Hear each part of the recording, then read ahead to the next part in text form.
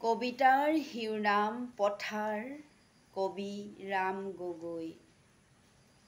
শাওনৰ মেঘমুক্ত নীলাকাশ, সূৰ্যস্নাতা ক্লেদময় হে বিশাল পথাৰ, বিপুল সম্ভৱা। নাঙলৰ শিৰলোত সোণফলা মাটিৰ কামনা, ঘৰ্মাক্ত দেহ আৰু দেহাতীত সৃষ্টিৰ চেতনা। কপালৰ ঘাম লাগি সেউজীয়া পৃথিৱী আমাৰ, তুমি প্ৰাণময় মোহময় জীৱন মালিকা।